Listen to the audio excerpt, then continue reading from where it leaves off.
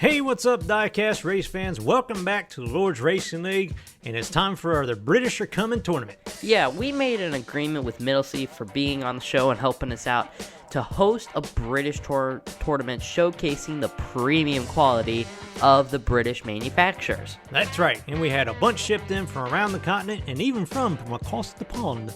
And you'll notice some of the cars start on the inside lane and some on the outside in the videos, but we had everybody go down in both lanes, but we only did show their fastest qualifying lap.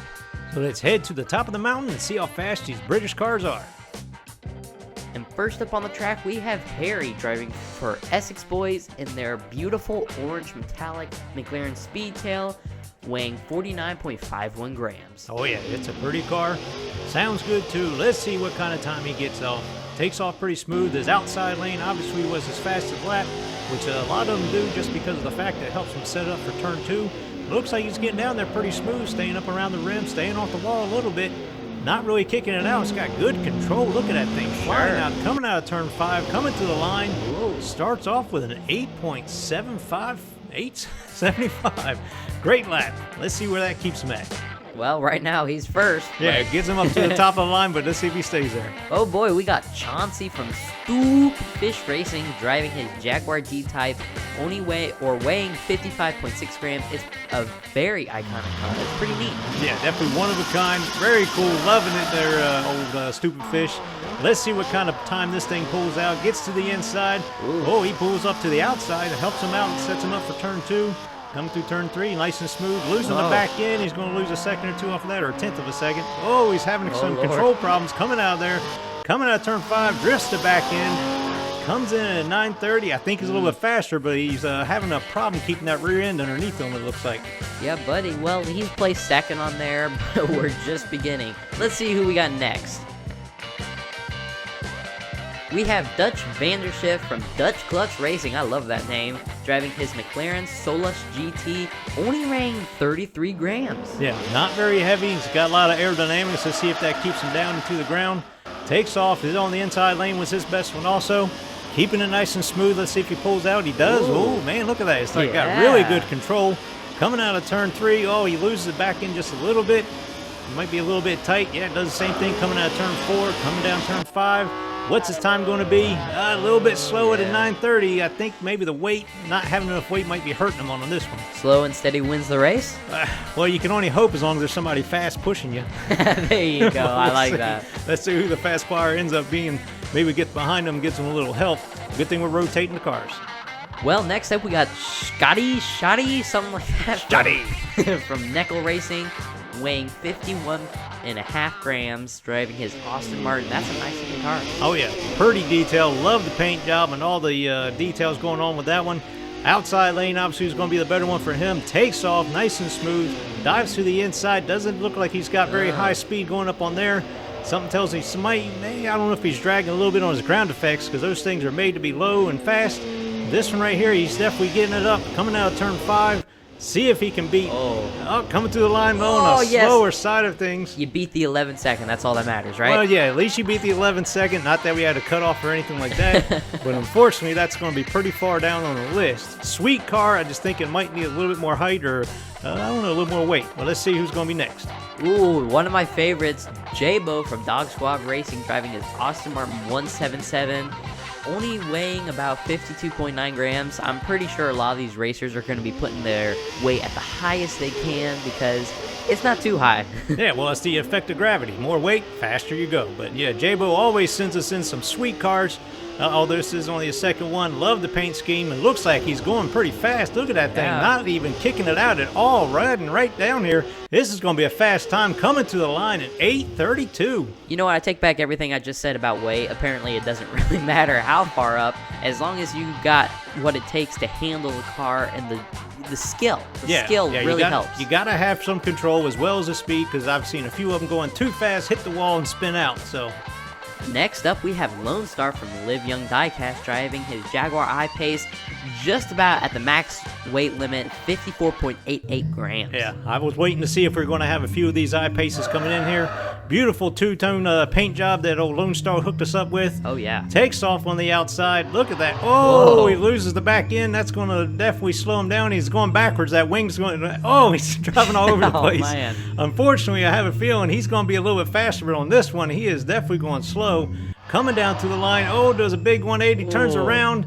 Comes in at a 1014, but I got a feeling that's a much faster car than what it just showed right there. Well, you know, the electric motors, you don't have to have gears, so you can spin it around in the versatile floor, and you're going to go just as fast as you would going forward. Yeah, just pick it which way. So Exactly. We'll have to see where he ends up in the race. Next up, we got a really nice known racer throughout the diecast world. We have James Ironbeard from Ironbeard Customs driving his Aston Martin Valhalla, weighing about 54 grams. Yeah, looking sweet. Love the car. Let's see what he does on this one. Takes off on the outside. Takes it nice and smooth. I have a feeling he's going to get down this track pretty Wow, good. Look yeah. at that, man. He's starting to learn this track already. Coming out of turn 3. Look, sets him up for the outside of turn 4. Nice and smooth. This is going to be a quick time. Oh, Coming boy. to the line. Oh, almost got down there. 8:29. I thought he was going to shoot for the 7-second mark. But Just that'll about. push him up to the top right now. So Nice. definitely a fast car for Ironbeard. So let's see who we got next, because I'm really excited. A lot of these drivers are fast and slow, so, you know, let's see. Here you go. I can almost guarantee you this guy's going to be fast. It's Mr. Dark, weighing 55 grams from Dubious Diecast, driving his Jaguar XJ 220, and if I'm correct, I think we have a couple more of these. Yeah, it seems to be a fan favorite or a driver builder favorite of these cars, and he also has a sweet two-tone green-black paint scheme. Takes off nice and smooth. Oh, Man, yeah. whoa, he got a nice Whoa. shot coming out of 3. Let's Oh, see if he he's can going- peak that like I pace said. up. Oh, Coming out of no. turn 5, coming to the line. Where's he going to be at? Oh, an 807. I thought it was going to be Mr. 7. Dark pops up to the top and moves down almost. I'm waiting to see if we're going to get a sub-7, man. Those are some fast cars getting down this track. Oh, I'm sure we will. Mr. Dark, and there's a lot of other drivers that are really great at building. Kind of like this guy, Uncle Elvis, driving his Jaguar XJ220. Another one weighing 54.5 grams. Let's see what he can do down this track. Yeah, well, I mean, if he has the same speed and control as Mr. Dark, then something tells me he's going to do fairly good. Inside lane, obviously, is his best one for him as well. Takes off nice and smooth. Oh, yeah. Let's see how he does out of turn 2. Oh, nice little shot to get a good run out of 3, and he does, Nice. keeping it, setting himself up a little bit out of control. Not too bad. Losing the back end, nice. coming down turn 7 5. seconds, 7 seconds. Oh! Oh, an 8:13. I thought he was going to be a little bit slower because he was losing the back end a little bit more than Mr. Dark, but still a very fast time. Coming in at 8:13 puts him in second. Oh, yeah, that is a really great time. You can see we got a lot of 8 seconds, 9 seconds, even some 10. But this one, Oh, there you I go. think, is one of my favorite. Bear with Bob from Lily's Boneyard.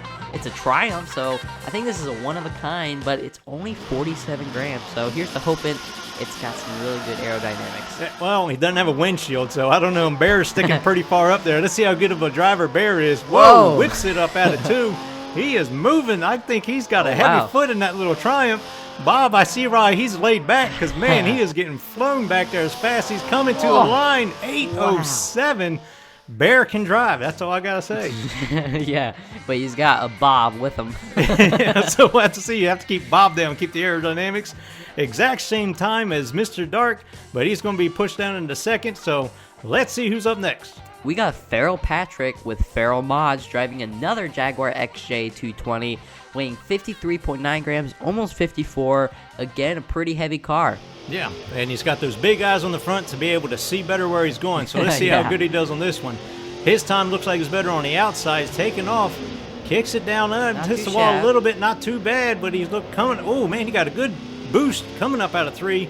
Keeping it smooth out of 4, a little bit back and forth, coming to Here the it line where he's comes. going to put him. Whoa. Oh, a 793. Sub 8. Woo! Man, he was cooking. Oh, yeah, that's for sure. That puts him at number 1. And to be honest, there are so many tight times. I mean, we got a tie already for second and third. And then a lot of these are in the low 8s and then the mid 8s. Yeah, see But- if we can keep him going. I bet you, I'm putting my money on this car, I gotta say. King lot of money. Jester, Bentley Continental, weighing almost 56 grams, so you're pushing it. Well, the King, he's got so much money, he just throws it in his car. So Apparently. here we go. Let's see how fast he is. Got a pretty car. Let's see what he does. Takes off, coming out of turn 2. Oh, loses a little bit and hits the inside wall. Will slow him down. coming out of turn 3. Looks like he's losing a little bit of pace. Oh my. I don't know if the GT cars might be a little bit low, and I think the ground effects might be dragging a little bit, but still comes in Not too at a shabby. 9:39. So hey, that's workable. I mean, again, these are only qualifying. Just because of where you qualify doesn't mean it's going to be how you race. Oh yeah, for sure. So right now, again, a lot of tight times, a couple times a little bit lower, but I'm sure we'll have cars all over the board. Look at here, we got Crazy Canuck with probably one of my favorite paint jobs so far in the Lotus Evora GT, weighing 53.18 grams. Now, grams. Yeah, that's definitely a very sweet paint job there coming from the Crazy Canuck on this car. He takes off pretty good, outside lane. Let's see how he gets down this track. Not too bad, rubs a little bit to the inside, coming out of turn 3, nice and smooth. I'm noticing a lot of these cars got some good control. He is moving, coming to the line. Where's he going to be? Oh, I thought he was going to do it too. And 8:05, so that'll definitely push him up to the top of the list, just not all the way to the top. Puts him in a second right now. Seems like the 8s are kind of the time to beat right now. A lot of the cars are in the 8-second time, so let's see what this guy, one of my favorites, Arlo Iron Chin from Arlo Racing, driving another Jaguar XJ220, weighing 53.33 grams. That's right. I wonder if he's related maybe to Ironbeard. I don't know. I mean, that's a little hard to say. But well, you know, we're all distant cousins in some way, shape, or form. I guess look at so. that, man. Wow. Kicks the back end out. I think that just helped him get down the track a little bit faster. He's coming cooking. out of turn 4. Whoa, he got a good boost. Let's see what he does coming to turn 5. Coming to Seven. the line. Whoa. 775. I think old Iron Chin just threw down the gauntlet on that one. Man, I guess an Iron Chin is a little more aerodynamic than an Iron Beard. Yeah, I would say so at this Just point. saying. Next up, we got Puff from Puffs Racing, driving the Jaguar I-Pace, weighing 54.33 grams, a decently heavy car, another I-Pace. These cars always seem to do good. I see them on a lot of different other tracks. It seems like one of the staples for diecast racing. Yeah, they're definitely soon to be the up-and-coming car favorite. So let's see if Puff gets down the track pretty good. So far, handling pretty good. Nice and smooth, not doing too bad. Coming out of, overpowers it coming out of turn 4. Coming to the line, 8:10. So yeah, it's a pretty quick car. Man, they're all bunching up right around the 8-second mark. So you can tell that's where the speed is at right down there. Oh yeah, for sure. You can see we got a couple 7-second times, a lot of low 8 times, and a couple mid 8s. So let's see what this guy can do. Nitro Z, Maniac Motorsports, Austin Martin DBS 177. Only weighing 34.43 grams. I gotta say, I'm surprised to see these cars so light. Yeah, I want to say coming in basically at stock weight, so let's see if that helps them out. I have noticed on our track some stock cars can still get down. Oh, not when you lose it coming out of 2. Yeah. That really messes up the whole run for the rest of it, and I think they may have hurt them big time. So because then you can't keep. No. That really tore him up. It spins out, coming out of turn 4. Obviously it's going to be a slow time. Coming to the line, he makes it 11:30. I know it's much faster than that. Just unfortunately, he had a problem at turn 2, and then a big problem coming out of turn 4. So let's see how he does when he gets into the racing. Yeah, but racing can turn out a whole lot better than where you qualified. So here's our top 16. We got a couple sub 8-second cars and a lot more to go. The next 16 will be coming out shortly. Thanks for watching, and God bless.